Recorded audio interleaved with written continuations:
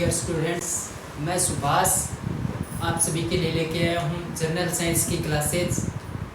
देखिए, इस महामारी के समय में हमारी ओर से एक प्रयास, एक मुहिम कि आप सभी घर बैठे हुए अपनी प्रतियोगी परीक्षाओं की पढ़ाई जारी रख सकें। इसी के तहत इसी कड़ी में हमने जनरल साइंस आपको पढ़ाने का लक्ष्य रखा है। यह क्लास सभी प्रतियोगी परीक्षाओं के लिए बहुत महत्वपूर्ण रहेगी।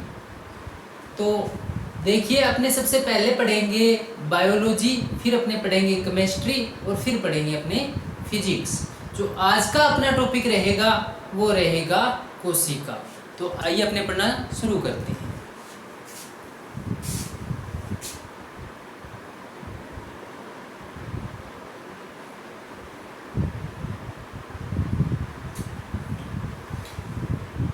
कोशिका। अपने सबसे पहले कोशिका ही क्यों पढ़ें? तो कोशिका सभी सजीव या निर्जीव पदार्थों की सबसे छोटी इकाई होती है। कोशिका सभी सजीव और निर्जीव की सबसे छोटी इकाई होती है। सभी सजीव और निर्जीव कोशिका से मिलकर बनते हैं। कोशिका सबसे छोटी इकाई, कोशिका से मिलकर बनते हैं उत्तक, उत्तक से मिलकर बनते हैं अंग, और अंग से बनता है अंगतंत्र, अंगतंत्र से बनता है शरीर। तो अपने छोटे से बड़े लेवल की ओर पढ़ना शुरू करेंगे, इसलिए सबसे छोटे इकाई पढ़ेंगे अपने कोशिका। तो आज अपने कोशिका के इतिहास और सामान्य जानकारी के बारे में चर्चा करेंगे। तो चलिए स्टूडेंट, आइए अपने शुरू करते हैं कोशिका।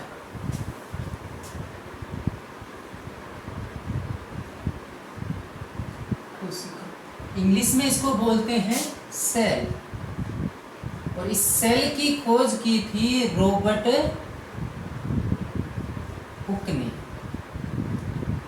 खोज की रॉबर्ट, लेकिन रॉबर्ट हुक ने जिस सेल की खोज की थी वो वास्तव में एक मर्द कोशिका थी, निर्जीव कोशिका थी, और पादप कोशिका यानी प्लांट सेल थी, प्लांट सेल। जीवित कोशिका की खोज की थी ल्यूवेनहोक ने। जीवित कोशिका की खोज की ल्यूवेनहोक ने, और कोशिका सिद्धांत दिया था स्लाइडर व सेवान नामक दो वैज्ञानिकों ने। स्लाइडर व सेवान ने कोशिका सिद्धांत दिया। कोशिका सिद्धांत में इन्होंने बताया कि प्रत्येक सजीव या निर्जीव का शरीर कोशिकाओं से मिलकर बना होता है। कोशिका शरीर की संरचनात्मक एवं क्रियात्मक इकाई होती है। तो अपने बात करते हैं कोशिका की संरचना की, कोशिका की संरचना कैसी। आइए स्टूडेंट्स, अपने कोशिका की संरचना का विस्तार से अध्ययन करते हैं। जैसे मैंने ये रफ चित्र बना दिया है स्क्रीन पे, दूसरी तरफ आपको इसका एक्चुअल चित्र भी दिखाई दे रहा होगा। तो बात करते हैं कोशिका की जो सबसे बाहर की परत होती है, इसको बोलते हैं कोशिका भित्ति। कोशिका भित्ति, और कोशिका भित्ति के अंदर होती है कोशिका झिल्ली। कोशिका झिल्ली के अंदर पाया जाता है कोशिका द्रव्य, और इस कोशिका द्रव्य में संगठित रहते हैं कोशिका के अंग, जिनको बोलते हैं कोशिकांग। कोशिकांग, जैसे ये आपको दिखाई दे रहा है, ये एक प्रकार से माइटोकॉन्ड्रिया का चित्र है, जो कोशिका का एक अंग है। इसके एकदम सेंटर में होता है केंद्रक, और इसके पास स्टार शेप में होते हैं तारकाएं, कोशिकाएं। इसको बोलते हैं लाइसोसोम। तो ये जो संरचना मैंने बनाई है इनका अपने विस्तार से अध्ययन करेंगे। सबसे पहले अपने बात करते हैं कोशिका भित्ति की। तो कोशिका भित्ति सिर्फ पादप कोशिका में पाई जाती है, सिर्फ पादप कोशिका में पाई जाती है और सेल्यूलोज की बनी होती है। यह कोशिका का सबसे हार्ड पार्ट होता है क्योंकि इसमें जल की मात्रा न के बराबर होती है। सबसे कठोर भाग अगर आपसे पूछे कोशिका का तो कोशिका भित्ति। लेकिन कोशिका भित्ति किस में पाई जाती है? सिर्फ पादप कोशिकाओं में। कोशिका भित्ति बनी होती है सेल्यूलोज की। कोशिका भित्ति के अंदर पादप कोशिका में पाई जाती है कोशिका झिल्ली। कोशिका झिल्ली, कोशिका झिल्ली बनी होती है हेमीसेल्यूलोज प्रोटीन और पेक्टिन की। कोशिका झिल्ली का कार्य होता है कोशिका द्रव्य को संगठित रखना। जंतु कोशिकाओं में सबसे बाहर का आवरण और पादप कोशिकाओं में कोशिका भित्ति के बाद पाए जाने वाले आवरण को कोशिका झिल्ली यानी सेल मेम्ब्रेन कहते हैं। सेल मेम्ब्रेन कोशिका द्रव्य को संगठित रखने और कोशिका का निश्चित आकार प्रदान करने का कार्य करता है। अब इसके बाद में अपने बात करेंगे कोशिका द्रव्य की। तो कोशिका द्रव्य एक तरल पदार्थ होता है जो कोशिका को नम बनाए रखने एवं कोशिका के अंगों को संगठित रखने का कार्य करता है। इसके अंदर स्वतंत्र अवस्था में कोशिकांग और अन्य न्यूक्लिक पदार्थ पाए जाते हैं।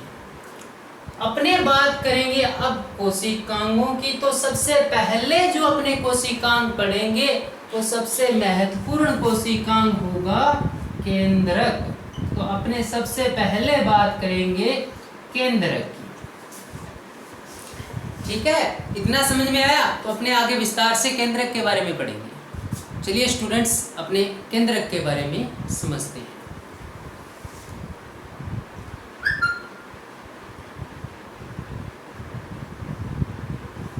केंद्रक, इसका चित्र आपको स्क्रीन पे दिखाई दे रहा होगा। जो बीच में ब्लू कलर का एक आपको दिखाई दे रहा है कि केंद्रक है। तो केंद्रक कोशिका का सबसे बड़ा अंग होता है। कोशिका का सबसे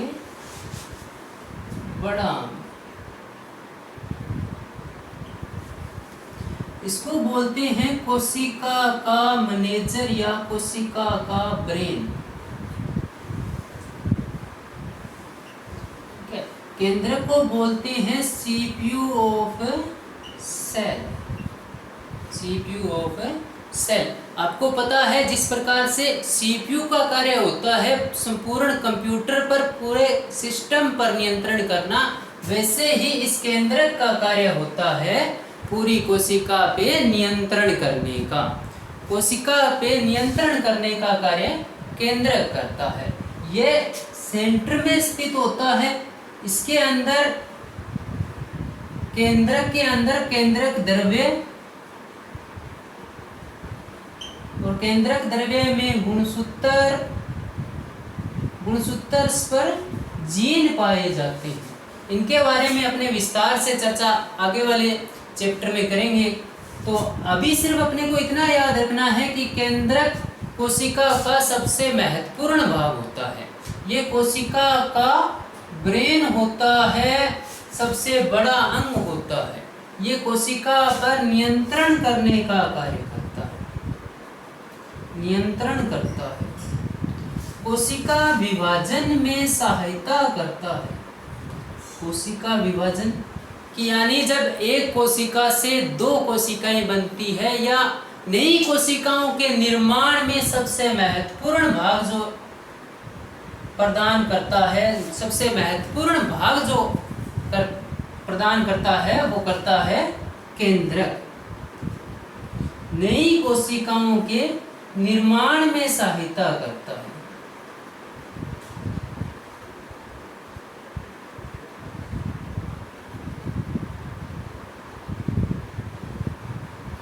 इस केंद्रक की खोज की थी रॉबर्ट ब्राउन ने। खोज की रॉबर्ट ब्राउन ने।